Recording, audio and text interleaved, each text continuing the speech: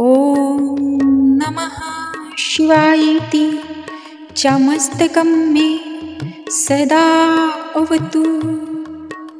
ॐ नमः शिवायेति च स्वाहा भालं सदा अवतु। ॐ ह्रीं श्रीं क्लीं शिवायेति स्वाहा नेत्रे सदा अवतु। ॐ ह्रीं क्लीं हूं शिवायेति नमो मे पातु नासिकाम्। ॐ नमः शिवाय शान्तायै स्वाहा कण्ठं सदा अवतु। ॐ ह्रीं श्रीं हूं संसारकर्त्रे स्वाहा कर्णो सदा अवतु। ॐ ह्रीं श्रीं पञ्चवक्त्राय स्वाहा दन्तं सदा अवतु।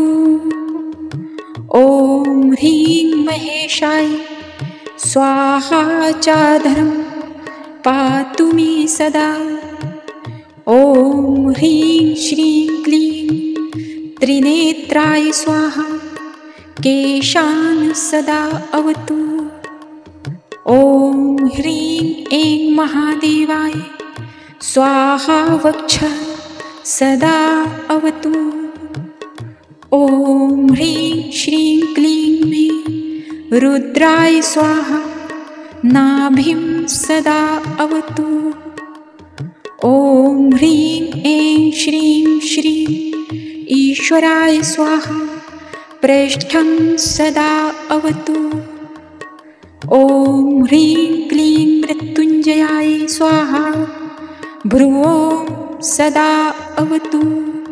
ॐ ह्रीं श्रीं क्लीं ईशानाय स्वाहा पार्श्वं सदा अवतु।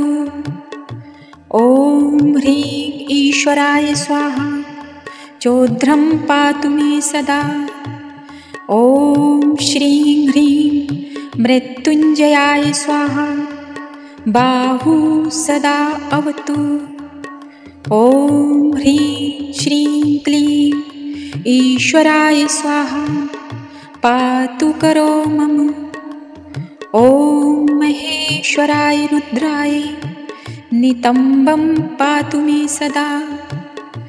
ॐ ह्रीं श्रीं भूतनाथाय स्वाहा पादौ सदा अवतु।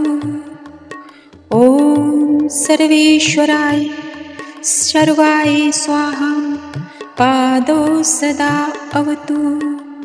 प्राच्यां मां पातु भूतेशः आग्नेयां पातु शङ्करः दक्षिणे पातु मां रुद्रो नैऋत्यां स्त्राणुरेव च पश्चिमे खण्डुपरशुर्वायव्यां चन्द्रशेखरः उत्तरे गिरीशः पातु चैशान्याम् ईश्वरः स्वयं ऊर्ध्वे मृडः सदा पातु च आधौ मृत्युञ्जयः स्वयं जले स्थले च अन्तरिक्षे स्वप्ने जागरणे सदा पिनाकी पातु मां प्रीत्या भक्तं वै भक्तवत्सलः।